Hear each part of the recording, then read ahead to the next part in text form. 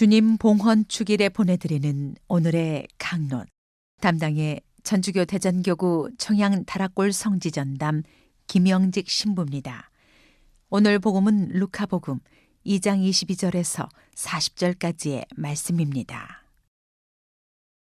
모세의 율법에 따라 정결례를 거행할 날이 되자 예수님의 부모는 아기를 예루살렘으로 데리고 올라가 주님께 바쳤다. 주님의 율법에 태를 열고 나온 사내아이는 모두 주님께 봉헌해야 한다고 기록된 대로 한 것이다. 그들은 또한 주님의 율법에서 산비둘기 한 쌍이나 어린 집비둘기 2마리를 바치라고 명령한 대로 제물을 바쳤다. 그런데 예루살렘에 시메온이라는 사람이 있었다. 이 사람은 의롭고 독실하며 이스라엘이 위로 받을 때를 기다리는 이였는데 성령께서 그 위에 머물러 계셨다. 성령께서는 그에게 주님의 그리스도를 뵙기 전에는 죽지 않으리라고 알려주셨다. 그가 성령에 이끌려 성전으로 들어갔다. 그리고 아기에 관한 율법의 관례를 준수하려고 부모가 아기 예수님을 데리고 들어오자 그는 아기를 2팔에 받아안고 이렇게 하느님을 찬미하였다. 주님, 이제야 말씀하신 대로 당신 종을 평화로이 떠나게 해주셨습니다. 제 눈이 당신의 구원을 본 것입니다.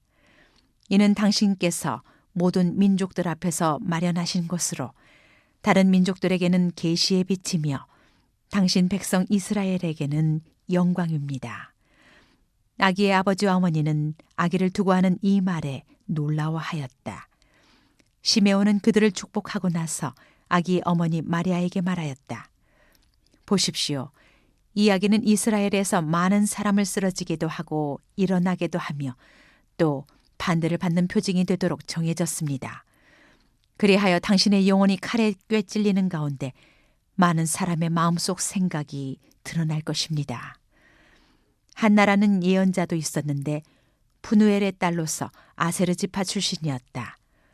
나이가 매우 많은 이 여자는 혼인하여 남편과 7해를 살고서는 84살이 되도록 과부로 지냈다. 그리고 성전을 떠나는 일 없이 단식하고 기도하며 밤낮으로 하느님을 섬겼다. 그런데 이 한나도 같은 때에 나와 하느님께 감사드리며 예루살렘의 속량을 기다리는 모든 이에게 그 아기에 대하여 이야기하였다. 주님의 법에 따라 모든 일을 마치고 나서 그들은 갈릴레아에 있는 고향 나자렛으로 돌아갔다. 아기는 자라면서 튼튼해지고 지혜가 충만해졌으며 하느님의 총애를 받았다. 대전 가톨릭 평화방송 애청자 여러분 안녕하십니까? 오늘은 주님 봉헌 축일입니다. 교회는 매년 예수 성탄 대축일부터 40일째 되는 날인 2월 2일을 주님 봉헌 축일로 지냅니다. 성모님께서 구약 성경에 명시된 규정에 따라 정결례를 치르시고 성전에서 아기 예수님을 하느님께 봉헌하신 것을 기념하는 축일입니다. 이날 성전에서의 주님 봉헌은 훗날 주님 스스로 당신 전부를 바치시는 십자가 봉헌으로 완결됩니다.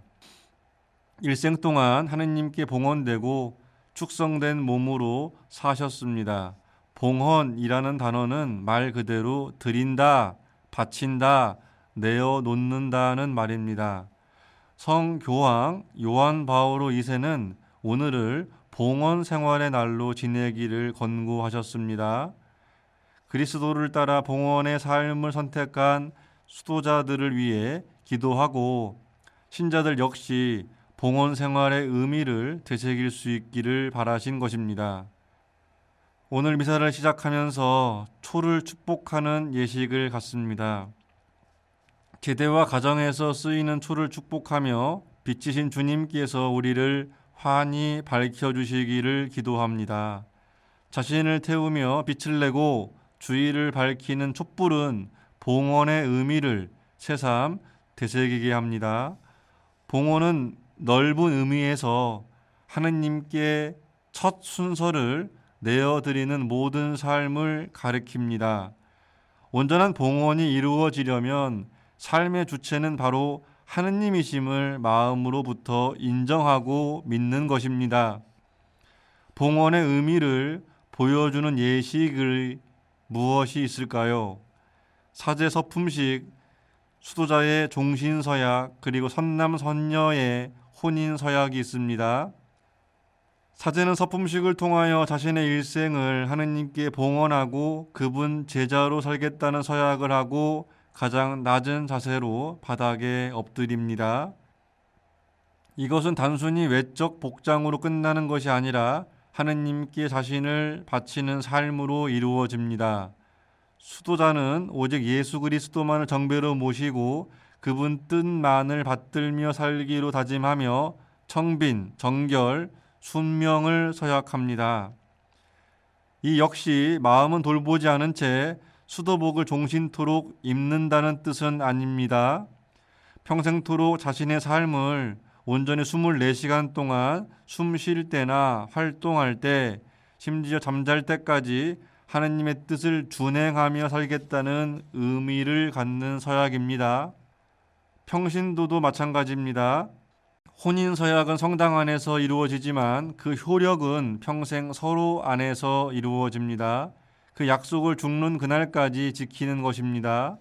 우리가 천주교 신자로 세례를 받고 그리스도의 제자로서 살아가는 것도 결코 쉬운 일은 아닙니다. 세례를 받는 것은 어떤 자격증 하나 따는 것과는 다릅니다.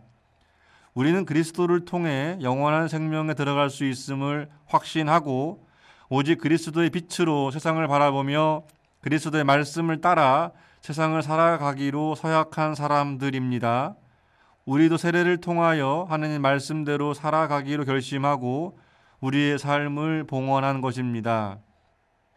우리가 주님께 봉헌할 수 있는 것은 여러 가지가 있습니다. 먼저 첫 번째 것을 하느님께 드려야 합니다. 아침에 일어나서 바치는 오늘의 시작, 일의 시작, 받은 재물에 사용할 때의 시작 등등입니다. 귀하고 소중한 첫 번째 것을 드려야 합니다. 둘째, 우리는 내 삶의 목표를 봉헌해야 합니다. 내가 나아가야 할 길, 내가 이루려는 뜻 등의 목표를 봉헌하시기 바랍니다. 그리고 마지막으로 나의 장점뿐만 아니라 부족한 점, 단점도 봉헌하며 그분 앞에서 자비를 구해야 합니다. 우리는 삶 안에서 아무런 조건이나 강요 없이 완전한 자유와 사랑으로 봉헌해야 할 것입니다. 작은 것이든 큰 것이든 좋습니다. 무슨 일을 하든지 주님 영광을 위한 지향으로 행해야겠습니다. 나의 봉헌이 정말 기쁘고 흠 없이 깨끗하고 정성된 것이라면 그 봉헌은 이미 아름다운 기도입니다. 루카복음 2장 23절 말씀, 주님 율법에 태를 열고 나온 사내 아이는 모두 주님께 봉헌해야 한다고 기록되어 있다. 오늘의 강론, 지금까지 담당해 천주교 대전교구 청양 다락골 성지전담 김영직 신부였습니다. 내일도 김영직 신부의 강론이 계속됩니다.